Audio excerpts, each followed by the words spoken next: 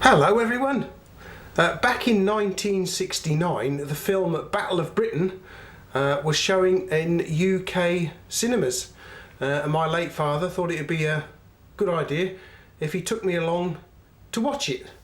I think it was for my birthday treat, and he also purchased this Dinky Toys Mark II Spitfire. I think it's a Mark II. Yeah, it's a Mark II Spitfire for me back in the day. As you can see, over the years it's had a bit of a battering.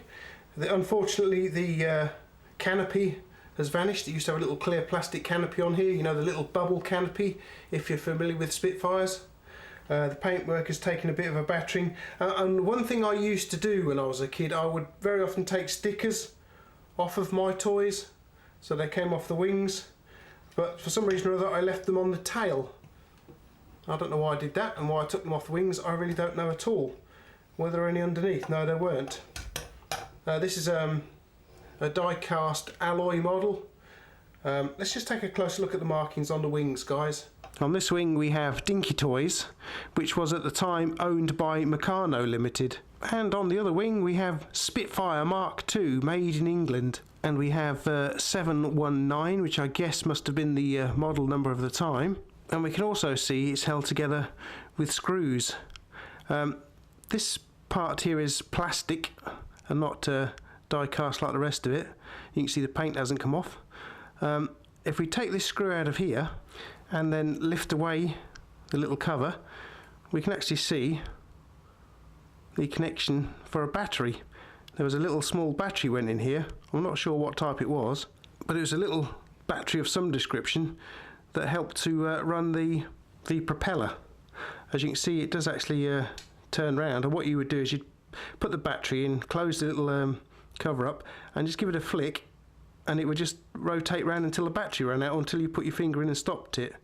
But you can see it. You can see the little motor trying to work there.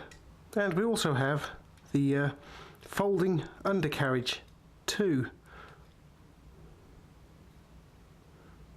Here is the pilot. We also have the little exhaust outlets. Here's the little tail wheel. And if I remember rightly, these prop tips were probably painted yellow at the time. And it would also have had a little plastic aerial sticking out here. It snapped off, and you can see what's left of it in the little square hole there. I have to say I was really sort of quite pleased to get this when I was a little lad for my birthday. I think I would have been 69. I would have been about 9 then, I guess. And I'd have been really quite pleased to get this little thing. Back then, I was always getting Dinky Toys. They've all gone now, which is a shame. Can you imagine what this one would have been worth if it had been still in its box in pristine condition? But you know, you never thought about such things back then. You'd got yourself a new toy and you wanted to play with it. You didn't want to, oh, I'm going to keep this when I'm 57 years old. It'll be worth a fortune. Of course you didn't. You wanted to play with it. And that's exactly what you did. The box is long gone. As you can see, a lot of the paint's gone, the canopy's gone. I've taken the stickers off it. Can't be worth a great deal now, unfortunately. And I say the motor doesn't work. And I don't know what size battery it used to take, but there's a little teeny battery there. Oops, and the undercarriage doesn't work properly, as you can see, so it's not particularly very airworthy either. So the little springs of, I think they're only little sort of like flat springs in there. So here's the internals of the thing, and Dinky Toys' version of the Rolls-Royce Merlin look. Quite a powerful little lump. Here we have the underneath of the wings, and if you flip him over, you can see the little flat spring I was talking about just there, that keeps the undercarriage either open or closed. I think it's lost a bit of its tension over the years.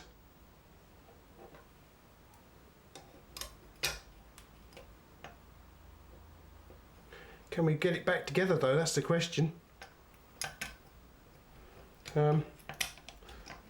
Just about. I don't think it's there 100%, but we'll get the little screw in.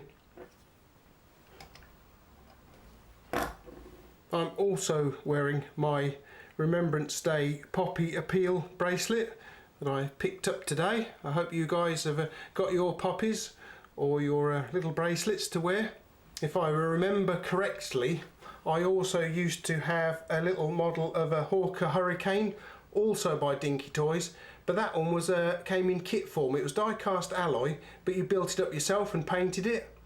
And I also used to have the Dinky Toys Stuka Dive Bomber too. That was in grey, and I think they had a little button on the back here, or somewhere you had a little button, and it would have the little bomb underneath, and you could drop a bomb on things. It took a cap. You'd put a cap in the little bomb there, so when it hit anything hard it'd go off with a bit of a bang.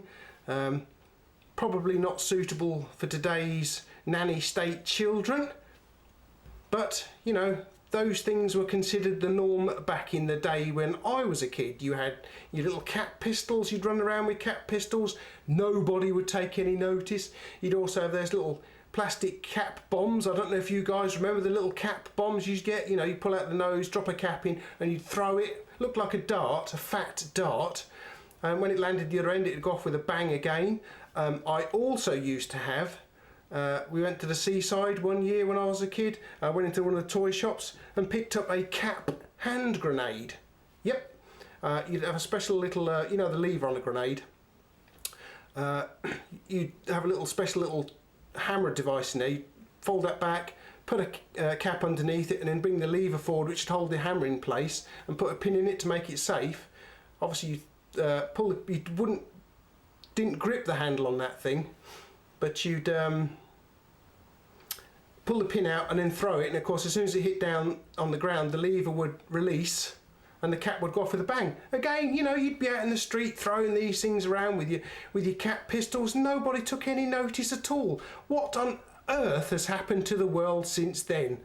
I have no idea. It's just ridiculous. Having said that, there is a do-it-all shop downtown that sells little foam hand grenades, and the idea between, they look really quite realistic too actually, guys. You can get these little foam hand grenades and you soak them in water and throw them at each other. So, you know, nanny state, what's you know, how come you've not banned them, guys? Anyway, I was up in the attic this afternoon looking for something else, as you always do, and I found this in a box up there, my old Spitfire. So I thought I'd bring it down and do a quick review. You know, you might be interested in it. I say it's a long time since I got this. It would have been in, I think, probably September 1969. Wow, all those years ago. Where have they gone? Just like that, that's where they've gone. Anyway, I hope you enjoyed this little review of this old Dinky Toys Spitfire Mark II. If you did, please feel free to subscribe. If you enjoyed the review, you can click like and you can share it with your friends. You can also keep an eye on my Instagram down there. You can help support the channel via my Patreon page, or there's a very special link to GearBest in the descriptive text below. Please feel free to use that link. Explore GearBest, they are very big supporters of the channel. You can't get one of these from GearBest, but there's a whole lot of other stuff, and they've got a very special sale coming up shortly, the 11/11 sale, and I'll be doing a bit of a video on that fairly shortly for you to take a look at too. Okay guys, thanks for watching, thanks for coming over, and I hope you enjoyed the review, and I'll catch you later. Bye!